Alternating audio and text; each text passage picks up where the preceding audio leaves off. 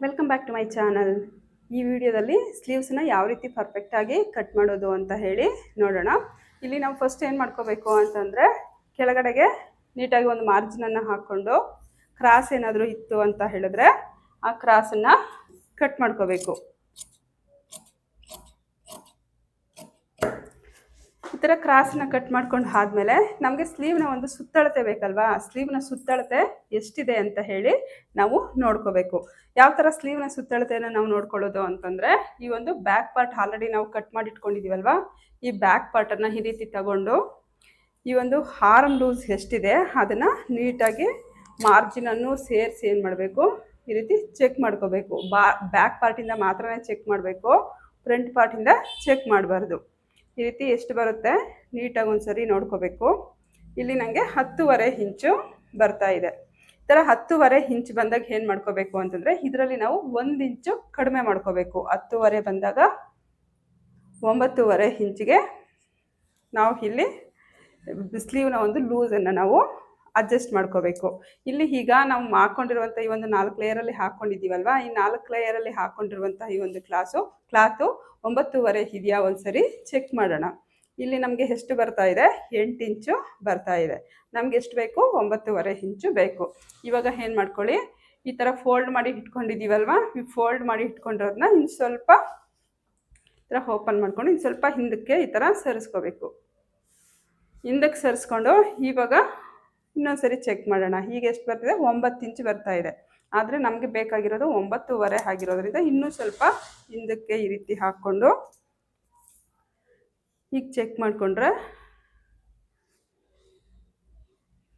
ಕರೆಕ್ಟಾಗಿ 9.5 ಇಂಚು ಬರುತ್ತೆ. ಈ ಥರ 9.5 ಇಂಚು ಬಂದಮೇಲೆ ನಾವೀಗ ಏನು ಮಾಡ್ಕೋಬೇಕು ಅಂತಂದರೆ, ನಾವು ಸ್ಲೀವ್ ಲೆಂತ್ ಎಷ್ಟಿದೆ ಅಂತ ಹೇಳಿ ನೋಡ್ಕೋಬೇಕು. ಈ ಒಂದು ಮೆಜರ್ಮೆಂಟ್ ಬ್ಲೌಸನ್ನು ತಗೊಂಡು ಮೇಲ್ಗಡೆಯಿಂದ ಫುಲ್ಲು ಸ್ಲೀವ್ ಲೆಂತ್ ಎಷ್ಟಿದೆ ಅಂತ ಹೇಳಿ ಒಂದ್ಸರಿ ಈ ಥರ ಚೆಕ್ ಮಾಡ್ಕೋಬೇಕು. ಇಲ್ಲಿ ಫುಲ್ಲು ಸ್ಲೀವ್ ಲೆಂತ್ ಬಂದು ನಮಗೆ 9.25 ಇಂಚು ಬರ್ತಾ ಇದೆ. ಅಂದರೆ ಇಲ್ಲಿ ನಮಗೆ ಮೆಜರ್ಮೆಂಟ್ ಬ್ಲೌಸಲ್ಲಿ ಇರೋ ಥರ ಸ್ಲೀವ್ ಬೇಡ, ಅವ್ರಿಗೆ 10 ಇಂಚು ಒಂದು ಸ್ಲೀವ್ನ ಒಂದು ಲೆಂತ್ ಬೇಕು.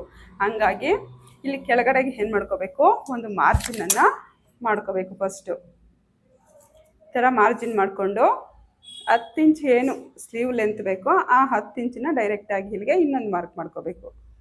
ಈ ಕಡೆಗೂ ಕೂಡ 10 ಇಂಚಿಗೆ ಇನ್ನೊಂದು ಮಾರ್ಕನ್ನು ಮಾಡ್ಕೋಬೇಕು.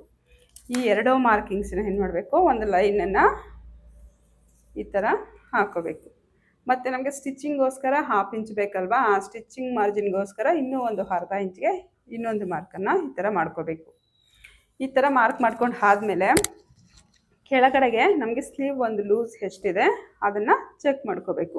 ಮೆಜರ್ಮೆಂಟ್ ಬ್ಲೌಸಲ್ಲಿ ಸ್ಲೀವ್ನ ಈ ರೀತಿ ಫೋಲ್ಡ್ ಮಾಡಿಕೊಂಡು ಇಲ್ಲಿ ಈ ಕಡೆಗೆ ಈ ಥರ ಸ್ಲೀವ್ನ ಇಟ್ಟು ಎಲ್ಲಿ ಸ್ಟಿಚ್ ಇದೆಯೋ ಆ ಸ್ಟಿಚ್ ಹತ್ರ ಒಂದು ಮಾರ್ಕನ್ನು ಈ ರೀತಿ ಮಾಡ್ಕೋಬೇಕು. ಈ ಥರ ಮಾರ್ಕ್ ಮಾಡ್ಕೊಂಡು ಆದಮೇಲೆ ನಾವು ಸ್ಲೀವ್ನ ಒಂದು ಆರ್ಮ್ ಡೌನ್ ಎಷ್ಟು ತಗೋಬೇಕು, ಅಂದರೆ ಒಂದು ಕ್ಯಾಪ್ ಹೈಟ್ ಎಷ್ಟು ಇರಬೇಕು ಅಂತ ಹೇಳಿ ನೋಡಬೇಕು. ಕ್ಯಾಪ್ ಹೈಟನ್ನು ನಾವು ಯಾವ ರೀತಿ ತಿಳ್ಕೊಳ್ಳೋದು ಅಂದರೆ, ಅದಕ್ಕೆ ಒಂದು ಪರ್ಫೆಕ್ಟ್ ವಿಧಾನ ಏನು ಅಂತಂದರೆ, ನಮ್ಮ ಒಂದು ಚೆಸ್ಟ್ ಮೆಜರ್ಮೆಂಟ್ ಏನಿರುತ್ತೆ ಆ ಚೆಸ್ಟ್ ಮೆಜರ್ಮೆಂಟ್ನ ಒಂದು 10ನೇ 1 ಭಾಗ, ಅದನ್ನು 10 ಭಾಗ ಮಾಡಿ ಅದರಲ್ಲಿ 1 ಭಾಗ ಏನು ಬರುತ್ತೋ ಅದನ್ನು ನಾವು ಈ ಒಂದು ಆರ್ಮ್ ಡೌನ್ ಅಂತ ಹೇಳಿಬಿಟ್ಟು ತೆಗಿತೀವಿ. ಅಂದರೆ ಇಲ್ಲಿ 3.5 3.25 ಇಂಚಷ್ಟು ನಮಗೆ ಈ ಒಂದು ಆರ್ಮ್ ಡೌನ್ ಅನ್ನೋದು ಬರುತ್ತೆ. ಇಲ್ಲಿಗೆ ಆರ್ಮ್ ಡೌನ್ ಅನ್ನೋದು ಬರುತ್ತೆ. ಇಲ್ಲಿಗೆ ಮಾರ್ಕ್ ಮಾಡ್ಕೋಬೇಕು ನಾವು. ಇಲ್ಲಿಗೆ ಮಾರ್ಕ್ ಮಾಡಿಕೊಂಡು ನಮ್ಮ ಒಂದು ಸ್ಲೀವ್ನ ಒಂದು ಆರ್ಮ್ ಲೂಸ್ ಎಷ್ಟಿದೆ ಒಂದ್ಸರಿ ಚೆಕ್ ಮಾಡ್ಕೋಬೇಕು. ಆರ್ಮ್ ಲೂಸನ್ನು ಯಾವಾಗಲೂ ಬ್ಯಾಕಿಂದನೇ ಚೆಕ್ ಮಾಡಬೇಕು, ಫ್ರಂಟಿಂದ ಚೆಕ್ ಮಾಡಬಾರ್ದು. ಇಲ್ಲಿ ನೋಡಿ, ಈ ಥರ ಮೆಜರ್ಮೆಂಟ್ ಬ್ಲೌಸ್ ತಗೊಂಡು ಫುಲ್ ಎಷ್ಟಿದೆ ಅಂತ ಹೇಳಿ ಒಂದ್ಸರಿ ಚೆಕ್ ಮಾಡ್ಕೋಬೇಕು. ಈ ಥರ ನೋಡಿ, ನಮಗೆ 8 ಇಂಚು ಬೇಕು ಅಂದರೆ ಇಲ್ಲಿ 7.25 ಇಂಚು ಬರ್ತಾ ಇದೆ. ನಾವು ಬಾಡಿ ಲೂಸ್ ಬೇಕು ಅಂತ ಅಂದ್ಕೊಂಡಿದ್ದೀವಲ್ವ, ಅದಕ್ಕೋಸ್ಕರ ಇಲ್ಲಿ ನಮಗೆ 8 ಇಂಚಿಗೆ ಬಂದರೆ ಇದು ಕರೆಕ್ಟಾಗಿ ನಮಗೆ ಸರಿ ಹೋಗುತ್ತೆ. ಇಲ್ಲಿಂದ ಹಿಡಿದು ಟೇಪ್ನ ಕರೆಕ್ಟಾಗಿ ಈ ಥರ ಇಟ್ಕೊಂಡು 8 ಇಂಚಿಗೆ ಏನು ಮಾಡಿ, ಈ ಲೈನಿಗೆ ನೇರಕ್ಕೆ 8 ಇಂಚಿಗೆ ಇಲ್ಲಿಗೊಂದು ಮಾರ್ಕ್ ಮಾಡ್ಕೋಬೇಕು. ಈ ಥರ ಮಾರ್ಕ್ ಮಾಡ್ಕೊಂಡು ಆದಮೇಲೆ ಈ 2 ಮಾರ್ಕಿಂಗ್ಸ್ಗೆ ಈ ಥರ ಸ್ಕೇಲಲ್ಲಿ ಒಂದು ಲೈನನ್ನು ಡ್ರಾ ಮಾಡ್ಕೋಬೇಕು. ಕೆಳಗಡೆಗೂ ಅಷ್ಟೇ ಒಂದು 2 ಇಂಚ್ ಬಿಟ್ಟು ಇಲ್ಲೂ ಒಂದು ಲೈನನ್ನು ಡ್ರಾ ಮಾಡ್ಕೋಬೇಕು. ನೆಕ್ಸ್ಟ್ ಮೇಯ್ನ್ ಇರುವಂಥದ್ದು ಏನು ಅಂತಂದರೆ ನಾವು ಇದಕ್ಕೆ ಶೇಪನ್ನು ಯಾವ ರೀತಿ ತೆಗೆಯೋದು ಅಂತ ಹೇಳಿ.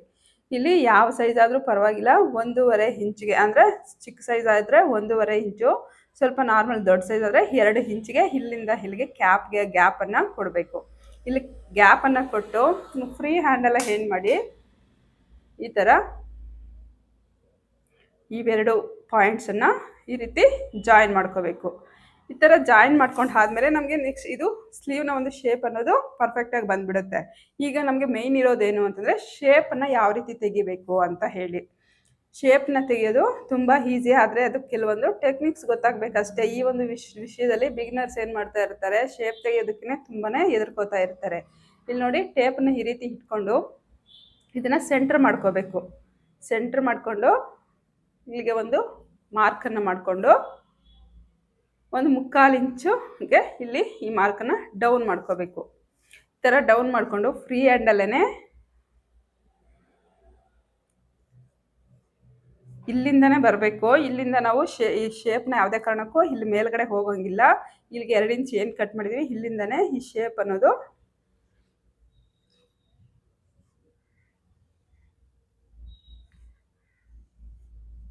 ರೀತಿ ನೀಟಾಗಿ ಡ್ರಾ ಮಾಡ್ಕೋಬೇಕು. ಅಂದರೆ ಯಾವುದೇ ಕೆಲಸ ಆಗಲಿ ನಾವು ನಿರಂತರವಾಗಿ ಪ್ರಾಕ್ಟೀಸ್ ಮಾಡ್ತಾ ಇದ್ದರೆ ಬರುತ್ತೆ. ನಂಗೆ ಬರಲ್ಲ ಅಂತ ಬಿಟ್ಟಿದ್ದೀವಿ ಅಂತಂದರೆ ನಮಗೆ ಶೇಪನ್ನು ಡ್ರಾ ಮಾಡೋಕ್ಕೆ ಬರಲ್ಲ, ಕಟ್ ಮಾಡೋದಕ್ಕೂ ಎದುರ್ಕೋಬೇಕಾಗಿರುವಂಥ ಪರಿಸ್ಥಿತಿ ಬರುತ್ತೆ.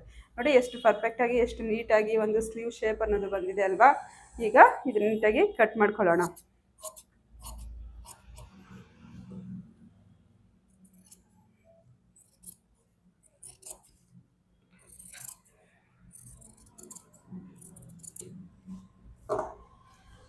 ನಾನು ಈಗ ಈ ಒಂದು ಸ್ಲೀವ್ದ ಶೇಪನ್ನು ನಾನು ಕಟ್ ಮಾಡಲ್ಲ, ಯಾಕಂದರೆ ಇಲ್ಲಿ ಜಾಯಿಂಟ್ ಮಾಡ್ತೀವಲ್ವ, ಜಾಯಿಂಟ್ ಮಾಡಿದಾಗ ಇದು ಹೆಚ್ಚು ಕಡಿಮೆ ಆಗಬಾರ್ದು ಅಂತ. ಅದಕ್ಕಾಗಿ ಇದನ್ನ ನಾನು ಫುಲ್ಲೆಲ್ಲ ಜಾಯಿಂಟ್ ಮಾಡಿ ಆಮೇಲೆ ಈ ಒಂದು ಶೇಪನ್ನ ನಾನು ಕಟ್ ಮಾಡ್ಕೋತೀನಿ. ಇದು ನಮಗೆ ಫ್ರಂಟ್ ಬ್ಯಾಕ್ ಅಂತ ಗೊತ್ತಾಗಬೇಕಲ್ವ, ಆ ಕಾರಣಕ್ಕೆ ಈ ಥರ ಕಟ್ಸನ್ನ ಮಾಡಿಕೊಂಡ್ರೆ ನೀಟಾಗಿ ನಮಗೆ ಯಾವ ಫ್ರಂಟ್ ಯಾವುದು ಬ್ಯಾಕ್ ಯಾವುದು ಅಂತ ಹೇಳಿ ಗೊತ್ತಾಗುತ್ತೆ.